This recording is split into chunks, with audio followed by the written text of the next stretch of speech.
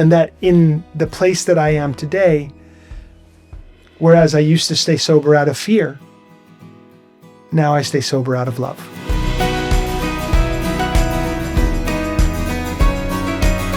Hi, my name is Isabel Donnelly, and welcome back to the Sober Spill podcast. Today I'm here with Tommy Rosen, host of In the Circle podcast and founder of Recovery 2.0. For the people that don't know you, who are you? Yes, well, in Recovery 2.0, we announce ourselves typically as people on a path of discovery. Mm. It's a departure from the language of I'm an addict or I'm an alcoholic, but most of us are coming from either that place or a codependency, Al-Anon, coda type place.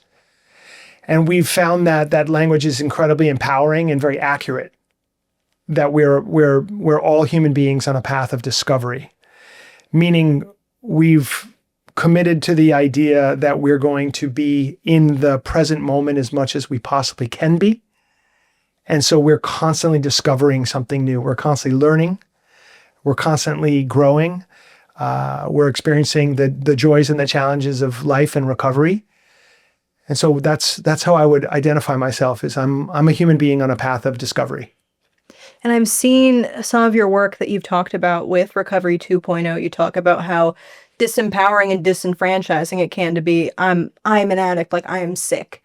And how focusing on the recovery piece of it is more important in leading you where you want to go. Because if you're always focused on the, like, I'm going to relapse, I'm going to drink, you're going to drink, versus if you're always focused on what can I do to get better, like you're going to get better. Yes, I love this inquiry. So the core philosophical statement here for me is that recovery is evolutionary, meaning it's changing over time. Different people need different things at different times. And so I would say that at the beginning of my recovery, it was very helpful for me to identify as addict alcoholic, because I was very close to that behavior. And parts of me still wanted to engage in that behavior, meaning I still experienced cravings at the beginning. Sometimes in the very beginning of my recovery, I would wake up and not know if I was going to be sober when I went to bed, even though that was my hope and my intention.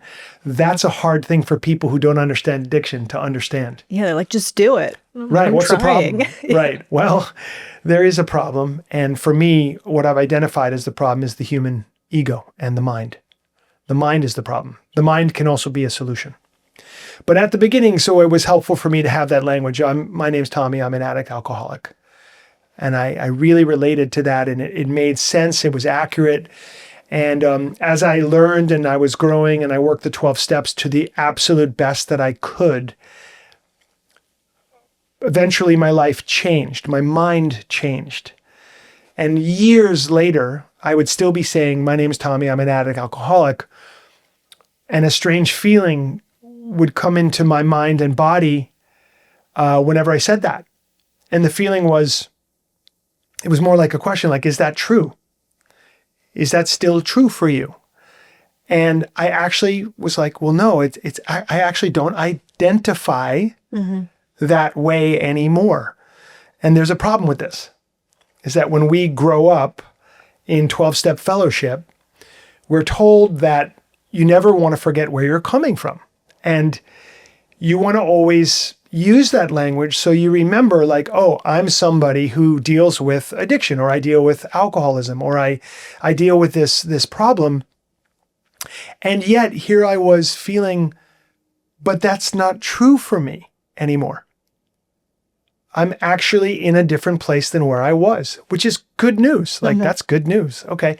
So I needed some new language to represent the new place that I was in, the new awareness I had, or if you want to use fanciful California language, what I would say is the new consciousness I was in, was requiring a different language to explain what I was actually authentically feeling.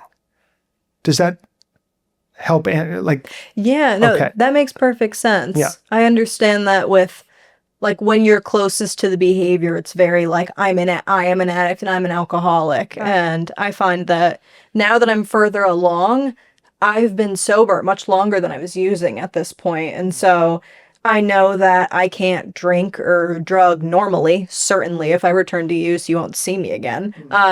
But I find like a weird disconnect when I meet with someone who maybe has 2 years and they're like, "What was your drug of choice?" I'm like, "Why are you asking that?" Yes. I feel very separated from that identity at this point. That's right. And what I would say is for people who want to use that language or feel that they need to because they're part of a group that uses that language and they want to fit in there, wonderful. Like it's not I don't believe that you're necessarily putting yourself into some kind of bad place if you use that language. However, there is an invitation into trying on some different language as you move through stages of recovery and see how that feels. It can be very scary for people to not call themselves an addict and alcoholic when they have for so many years. What's my identity? If I'm not this thing, what am I? That is the question that gets you to advanced recovery in my book. Yeah, it's having an identity. Because even if you look back, for a lot of us past the point of when we became addicted, we're always seeking out some sort of identity. Like before I ever became addicted, I was like, well, I'm depressed or I'm anxious or this is who I am. Like I'm funny, I'm smart, getting very wrapped up in, because I don't want to look at who I am. And so it's always keeping a sort of mask on. Once you kind of strip that back, it's so uncomfortable, but then you learn the uncomfortability can't hurt you. Yes. And you move through it. Yes, beautiful. That's so well put. And that's definitely my experience. And, I'm far along down the road of recovery and I'm still discovering all the time. I'm still exploring who and what I am in this world. And my understanding of it shifts over time also. I also am in an evolutionary process. And that's what recovery is. And that's what it is to be an awake human being. Awake simply means I'm paying attention. I'm trying to pay attention to my life, the emotions that come up, my reactions, my actions, especially my heartfelt desire, like what do I want to create and how do I want to show up in this world today? So those kinds of questions are always going to bring us to newer and newer experiences of who and what we are. For me to raise my hand and declare I'm an addict or alcoholic, is a declaration of identity. I want to say this, I want people to take this the right way. I would like to be identified with the life that I get to live as a result of my recovery. I don't want to be identified, I choose not to be identified with the thing that I've chosen not to do in my life any longer. I find that for me to be disempowering. I'm not sober in recovery because I can't use drugs and alcohol anymore. Now I'm sober and in recovery because I have the intelligence and the awareness to realize that I don't want to use drugs and alcohol, that it would get in the way of my life and the things that I actually want to create. Yeah, emotional sobriety is a whole different thing. Very different perspective than where I used to be. And so if I'm going to really embrace this new possibility for myself, it means that I'm going to have to identify myself by the possibility of discovery. That's why I say I'm a person on a path of discovery. Or I'm going to have to identify myself as a loving, compassionate person. Who am I? I'm, in spiritual terms, I'm a soul, a spirit in a physical frame, working to enjoy the full gift of this life. Really, that's how I see my life. That's who I am. How am I going to say that in an AA meeting where people are like, Mike alcoholic, Fred alcoholic, Johnny alcoholic, Ken alcoholic, comes around to me, I'm Tommy, I'm a person, it's like, that's a mouthful. It's tough. And also people, would be like, oh my God, this guy. Yeah, for this sure. This egomaniac, he thinks he's different than us. Yeah. Actually, it's quite the opposite. I know I'm not different on the spiritual level. I know I'm not below or above anybody, that we're all sitting shoulder to shoulder in this beautiful circle. but the language I would choose to describe myself is different today. But in those contexts, I'll just say, Tommy alcoholic, and I'll let it go. Yeah. Because I'm in a room where I want to be respectful of the tradition there and not make waves and not call myself out in any kind of ridiculous way, if you will. Yeah, you don't want people pulling you aside after the old timers start throwing things at you. Yeah, hey, dude, this is Alcoholics Anonymous. I know, they get confrontational sometimes I'm like, that's not the point. Right. I've seen like fights break. I'm like, this isn't the point. But I love what you said about being an awake person and kind of being freed, I guess, the constraints to a certain extent of like being, just in a body and like all the things that come with that, because it can be so limiting. Like, I know I was scared for a pretty significant amount of time that I'm like, when I'm not young anymore, like people aren't going to like me anymore. People aren't going to find me like engaging or like quirky and fun. It won't be cute anymore, if that makes sense. And then I met this older woman in AA who is so spirited and still so like full. And I was like, oh, you can continue being like a beautiful person, having like a bright spark and a bright soul. And yes, you're not constrained to any one sort of thing. Like you can continue to shine, basically. Yeah, big difference between being childish or childlike. Mm-hmm. And so I hope, I'm quite a bit older than you. I hope that I'm still childlike. Yeah, childlike wonder. That's how you should approach the world. Yes, I love that so much. And that's really an advanced lesson. Mm-hmm. If we can maintain that or refine that childlike wonder and awe of just being alive, like, wow, what a trip this is that we get to do this. Yes. So it's cool.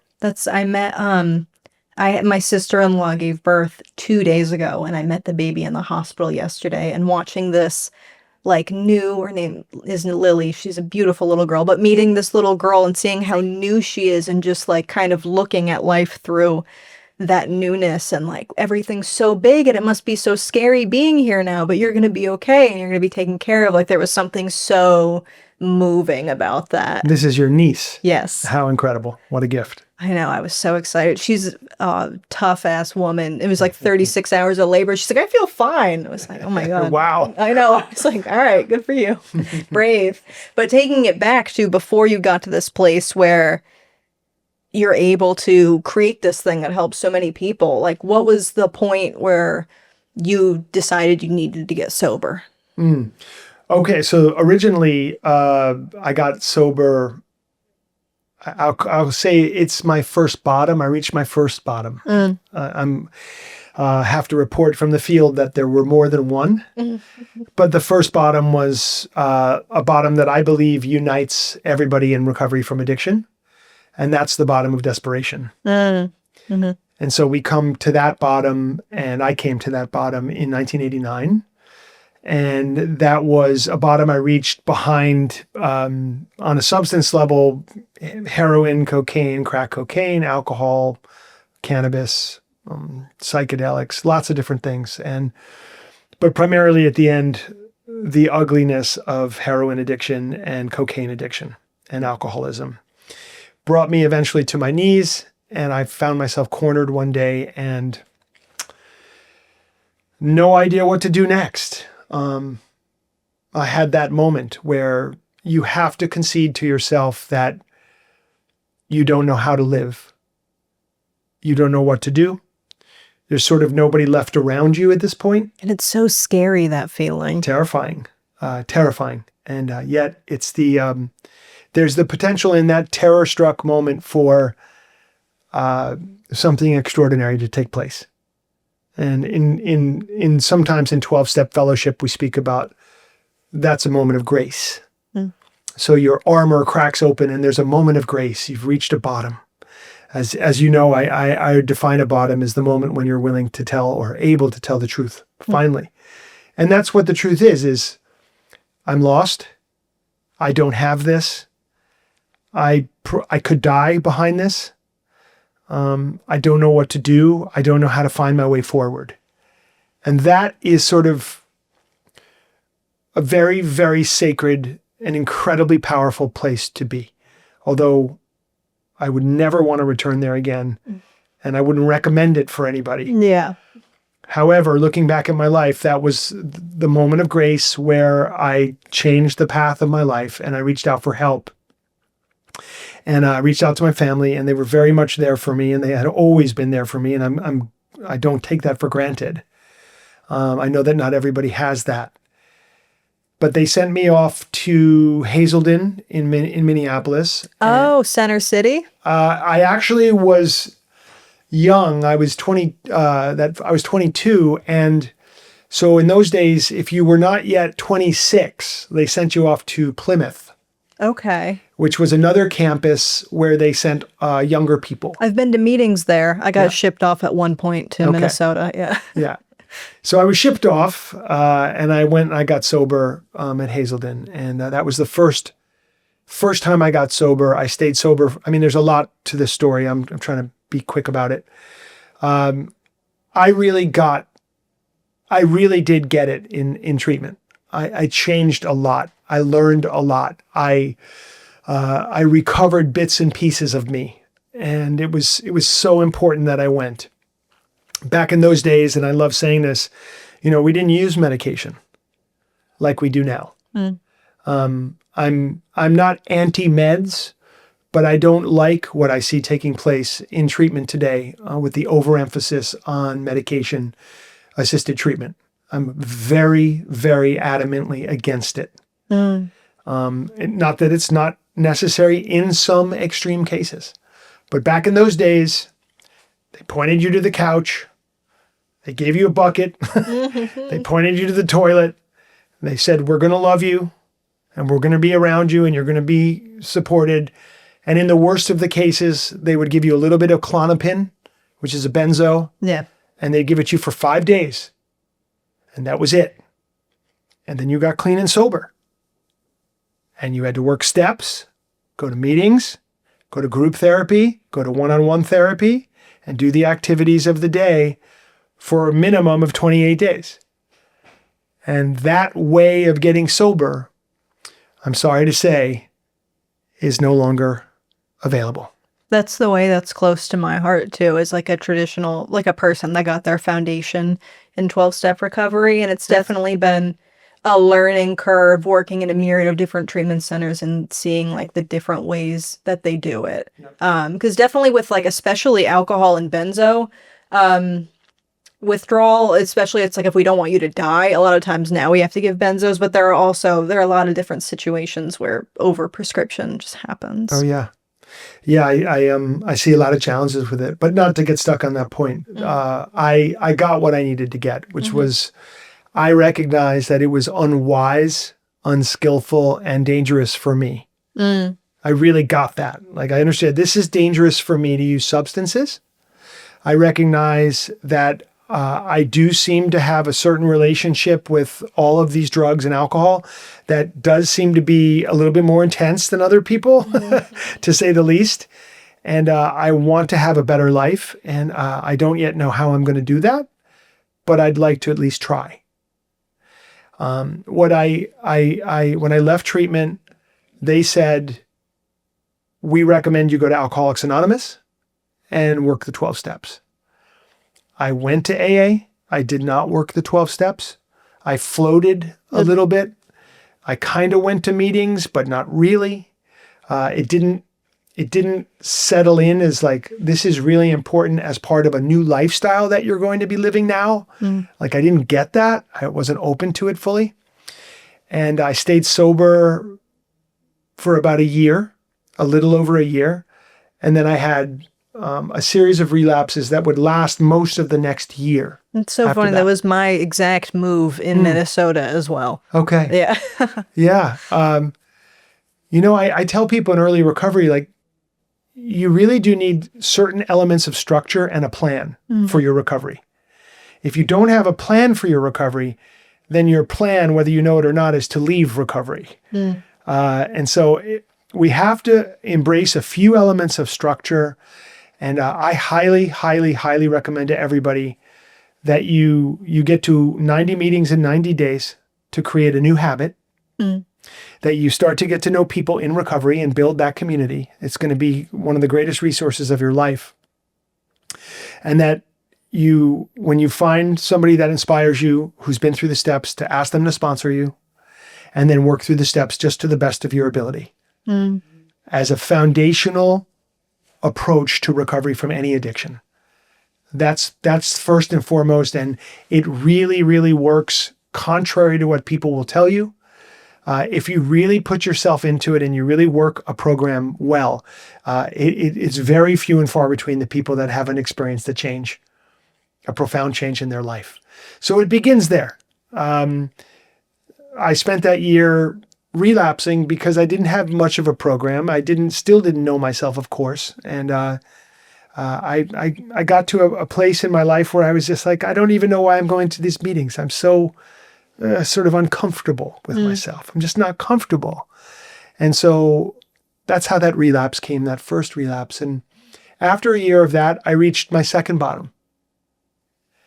And this was more of a bottom, not so much of desperation, because I had a car and I had a home and I had money and I had friends, but I was miserable.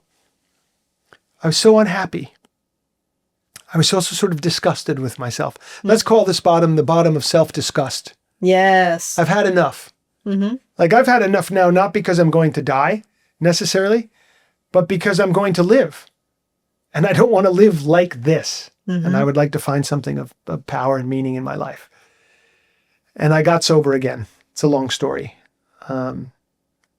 That recovery there began my 34 years of sobriety to this point. June 23rd, 1991, I got sober for the last time and stayed sober, worked the 12 steps to the best of my ability, experienced very much a psychic change like they speak about in the book.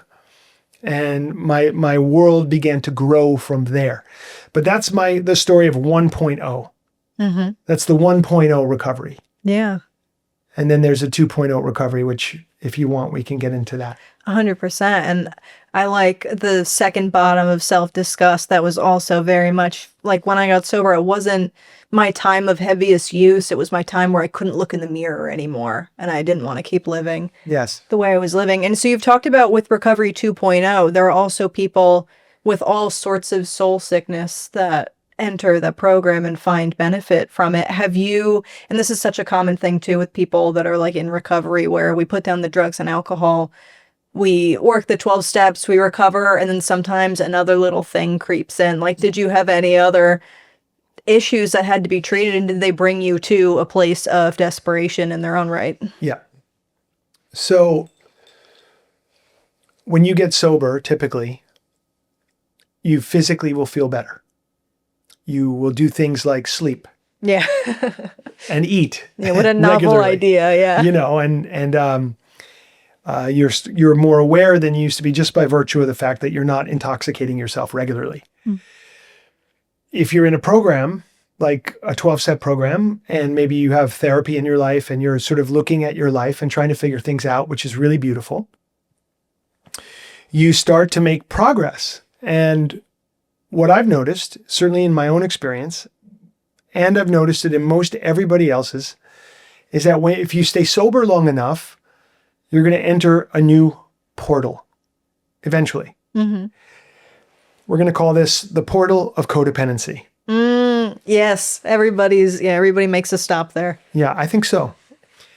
And the reason that everybody makes a stop there is because, to me, it's the core addiction of all the others. That long before drugs and alcohol come into the picture for people, you can look back and you can express the challenges you were having in relationship with self, the way you thought of yourself, relationship with other people, the awkwardness or the challenge or the difficulty, challenges with your family,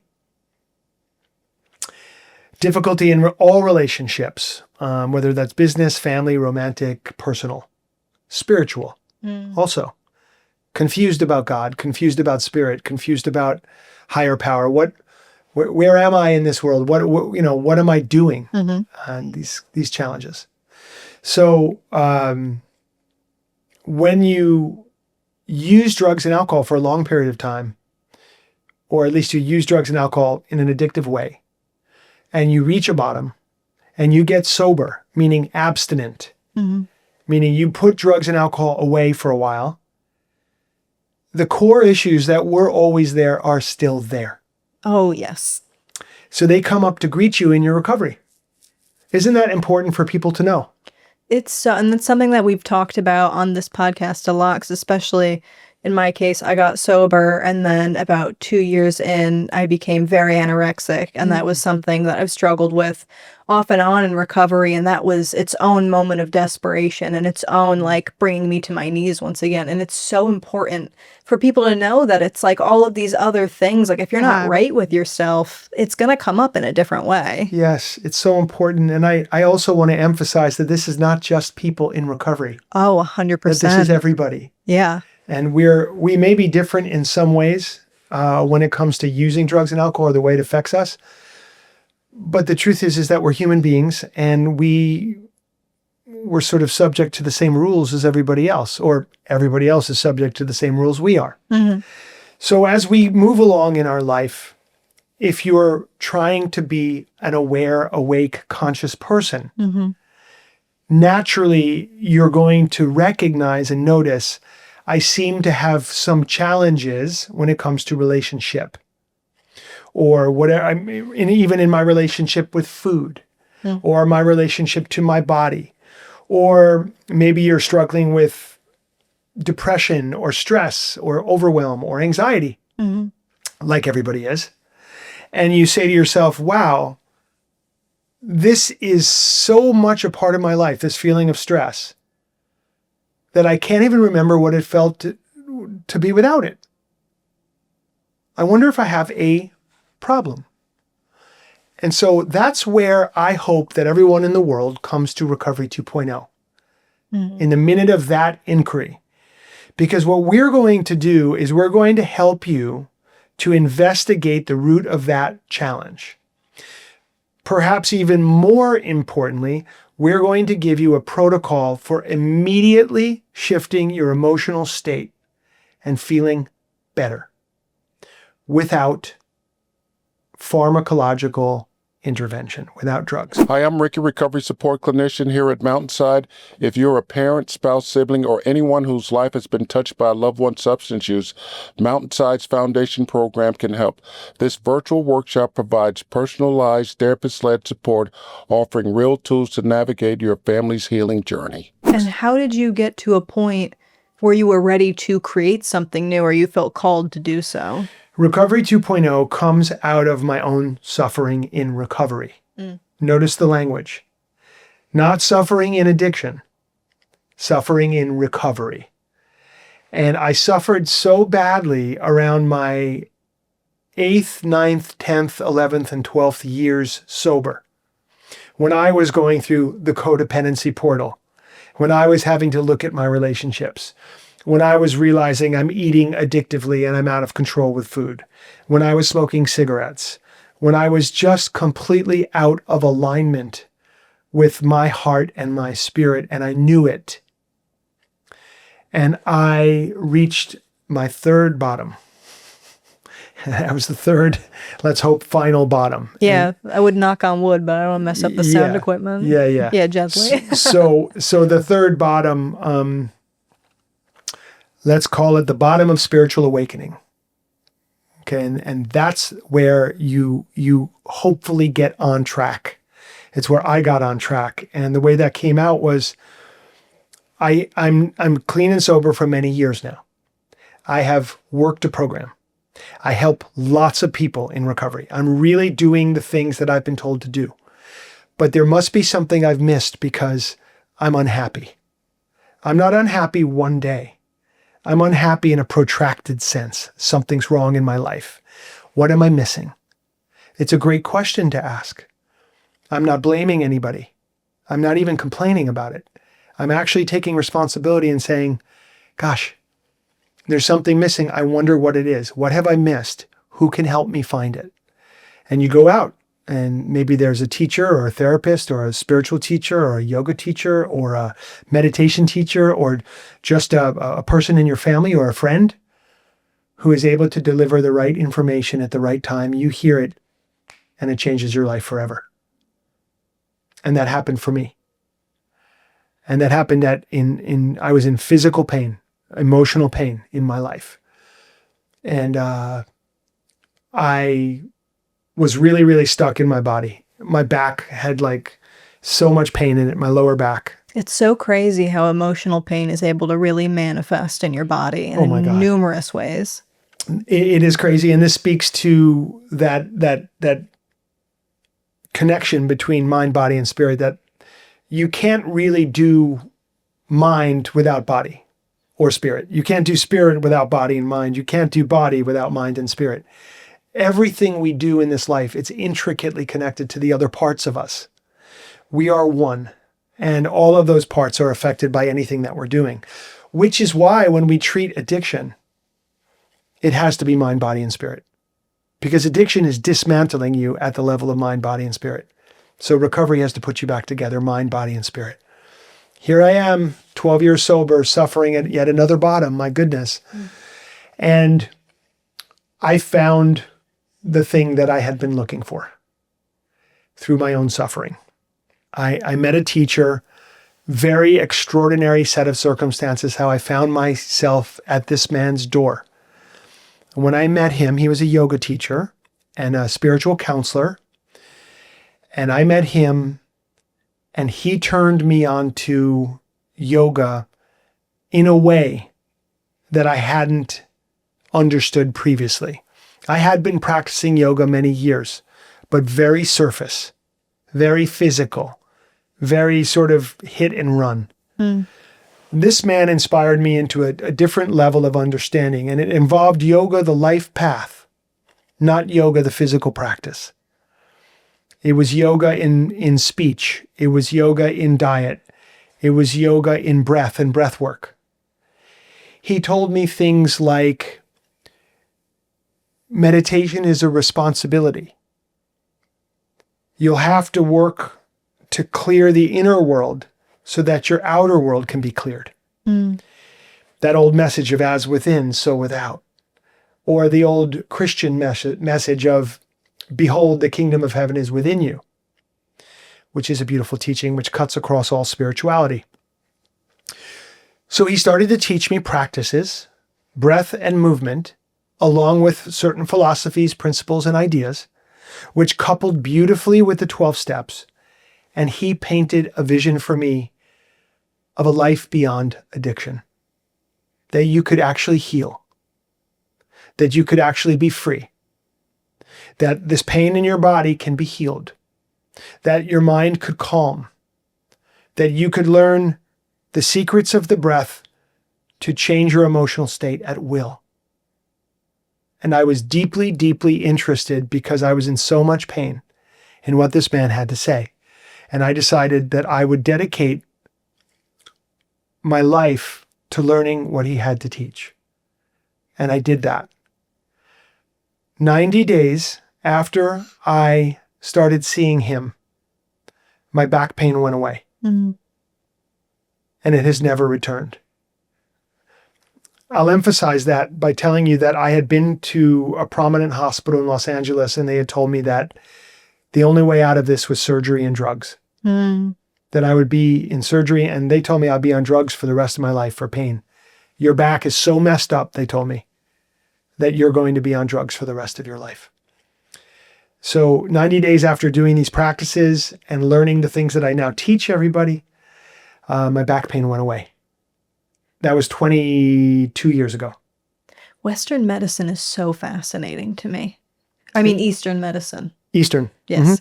Eastern medicine. The way that, like doctors that practice that, they can just, I don't know if you've ever had this done where they check your pulse and they're like pulse lines for every organ, and they look at your tongue and they know exactly what's going on. Yeah. Without sharing my blood work with this woman, I was like, just see, what's going on. And she knew immediately. It was insane. That's right. Yeah. I was so impressed. So what you're referring to is we'll call like parameters of understanding. So the surgeon and the radiologist that told me I was going to be on drugs and have to have surgery are operating within that parameter of understanding. What they've been trained to do is to help people like me, and their modalities of helping them are surgery and drugs. I'm not even saying right, wrong, good, bad. That's how they're trained. This guy, my teacher, Guru Prem is his name, he was trained in a different modality. He was trained to work with energy. He was trained to work with yoga, the breath, and the mind. He had some very, very powerful and loving, compassionate ways of presenting new ideas. And that turned out to be the thing. Out of that third bottom, my body healed, my mind finally calmed down. I recognized that even though I had been sober, I had still been living a life of stress almost all the time. I honestly didn't know it, even at 12 years. I couldn't see clearly enough why I was in pain, where the gaps were. And so the thing that I want people to hear who might be listening or watching this is that I notice most people in recovery suffering. They don't know maybe about the codependency portal, that they're going to have to face that. And so when it arises, it's so painful for them that it sometimes knocks them off of their recovery. Some people end up going out and relapsing, and some people end up dying from that. The analysis of that would be, wow, that person died from drug addiction or alcoholism. But the truth is they died from untreated codependency, and nobody had told them about it. So we have to work on these aspects of ourselves so that we can truly set ourselves free, and then start to heal at a new level, a quantum level, where I can, like I said at the beginning, I'm a person on a path of discovery. I'm not an addict alcoholic. I certainly understand addiction. I have experienced addiction in many forms. And that doesn't mean that I think I can now use drugs and alcohol and it won't be a problem. It means that I no longer have any desire to go there because it's such a cheap and foolish and unskillful behavior. And that in the place that I am today, whereas I used to stay sober out of fear, now I stay sober out of love. And so how can people get involved with Recovery 2.0? Because I see you offer yoga classes, retreats. What else is there? We have an online platform, an app Okay. that people can download. If you want to download our free app, there you can access over 40 online meetings a week. So incredible gathering of all different kinds of meetings. Universal. We're in a universal format, meaning in our online meetings, in all of our meetings, people in the room are from every kind of experience with addiction. So it's not just the alcoholics or the addicts or this, it's everybody together under one roof. That's called the universal format, and that's what we do. So we have the steps, the 12 steps of Recovery 2.0, which is basically the 12 steps that we've used some slightly different language for to help people understand how we see things. And so in our free app, you can access all those meetings, and you can access a few resources, yoga. There's some yoga classes and meditation and breathwork stuff there to get a taste of what we do. And then you can upgrade and become a paid member of our community and access our entire library of teachings, our academy of yoga, breathwork, and meditation, and all of our live events in our paid membership every week. So we do a Monday Night Live presentation every week given by somebody who is an extraordinary author, thought leader, spiritual teacher. So 52 weeks a year, we have amazing presentations in our community. I will give recovery Q&A wisdom talks once or twice a month. I lead everybody in a live workshop, 2 or 3 hours once a month, and invite everybody into a live yoga class with me once a month as well. The last thing I want to mention about that platform is that every single morning we practice yoga together in 3 time zones at 6 a.m. 6 a.m. Pacific, 6 a.m. East Coast, 6 a.m. London. Oh, wow. So if you're on the West Coast or East Coast and you can get up and you want to practice yoga with us, we're there together as a community 365 days a year. And so that's all available within our platform and our app when you become a paid member. Yeah. But become a free member and come to our meetings and just tap in. Just so people know, the Academy and the Library of Teachings and all the things that we do, all of those things cost $297 a year. So that is, in New York City, that may be the cost of 1 or 2 therapy sessions. You know, it's incredibly affordable, and we're so proud of it. And so that's how you can get involved with us. And then the other thing that I do, which is the deepest work that I do, is I do live retreats all over the world. So I take people in recovery to Costa Rica, India, Sedona, Arizona, different places in the U.S., Europe. Next year, we're going to Greece for the first time. Oh, wow. Which is going to be really exciting. I think I mentioned India. We take people there. So I take people all over on 7 and 14-day immersions. And those are like very intensive, immersive, beautiful, unbelievably fun experiences for people to have. And that makes it's good to have something so immersive, because we have so many clients that want to return to treatment just for like a refresher, basically, and they're unable to do that. And so having something like that. This is the return to treatment that people who've been to treatment are looking for. Yeah. And so we take anywhere between 50 and 100 people on each of these trips. And they end up becoming lifelong friends with each other. And then they join our platform. And then they can connect with each other every day. And we're seeing the most extraordinary success. And success to me is not just about being, abstinent. It's about finding happiness, peace, a way beyond anxiety, stress, and depression. And of course, knowing that we're human beings and we have challenging days also, no matter who you are. Finding very skillful methods of overcoming adversity as a person in recovery in this life. That's what we do. And I love that you've retrofitted the steps to meet those needs too, because there's like 12-step meetings for codependency, for eating disorders, for binge eating, for like anything under the sun. It's applicable to that. And so creating your own to go along with that program, I'm sure, is like extremely useful for the wide range of people you serve. Oh, yes. And we have, people, it's sometimes funny, Isabel, people come and they'll say, I'm new to Recovery 2.0. What do you got? What do you got? What are you doing? And I'm like, well, we do yoga and we do recovery. And they're like, okay, I kind of understand yoga. So I understand sort of what that is, but I want to know about this recovery piece. How do you approach recovery?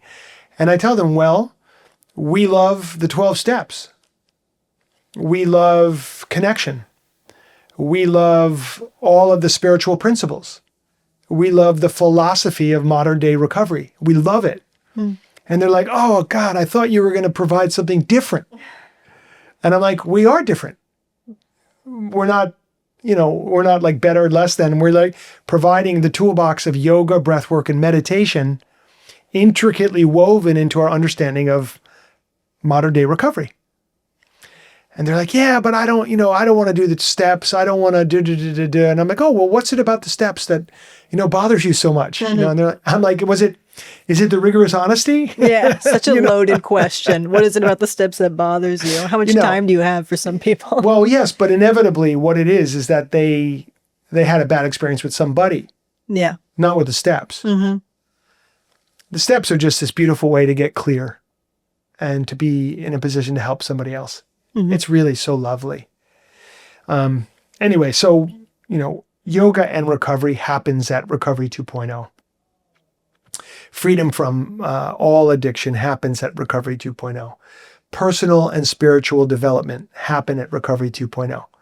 That's what we're working on. And the community of people in our community is just extraordinary. I can literally say everybody wants everybody else to succeed. It's a beautiful thing. Yeah. Yeah, community is so important. And you also do yoga influenced, or you do recovery coach trainings backed by yoga. What does that look like for you? Yeah, actually our recovery coach training is starting next week from the time of this recording, I wrote and created a program called the Yoga Informed Recovery Coach Training, or the Recovery 2.0 Yoga Informed Coach Training. And it's 100 hours live, in person only. Wow.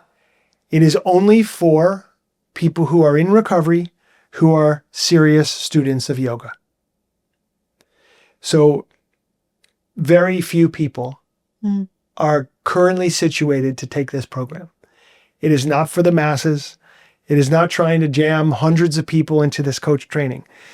Because I believe that people who study and practice yoga are uniquely suited to help people in recovery, I've decided to teach that population of people only. If you had never studied yoga, you could never make it through this program because it's so heavily leaning into practices and principles from the world of yoga. But if you're a teacher, a yoga teacher, or a serious student of yoga, you could take this program. So we put about 30 people through the program. We've now done 4. This is our 4th iteration of it. We've got over 100 people out in the field now doing this recovery work.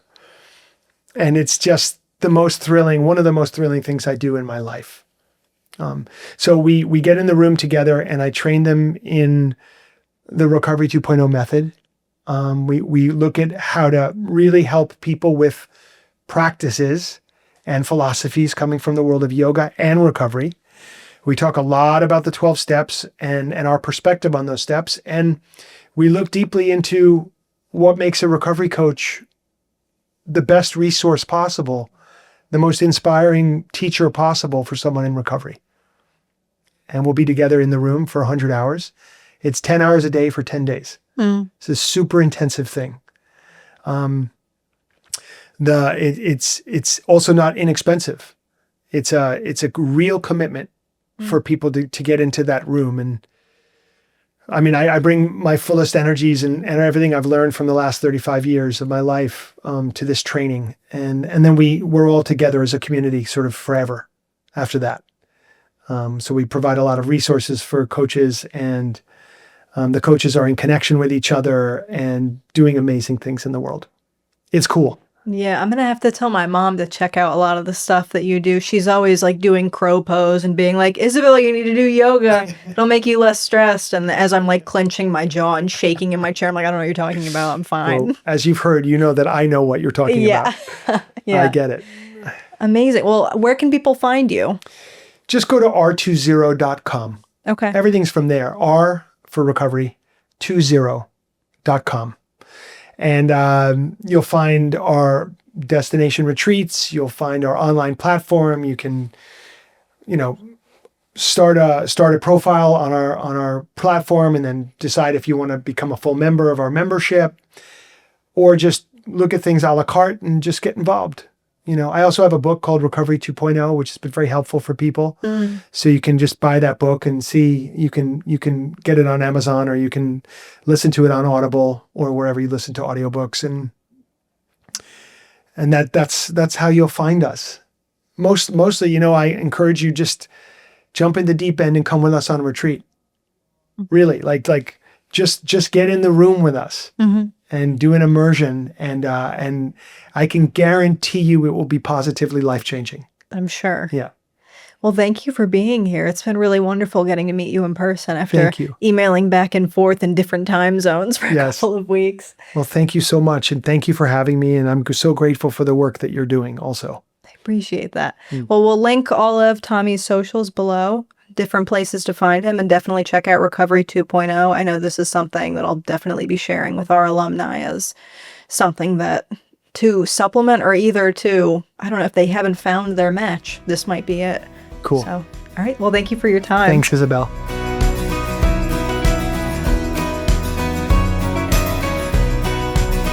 If you or a loved one is struggling with addiction, Mountainside can help. Call 860-365-6764 to speak with our caring treatment team.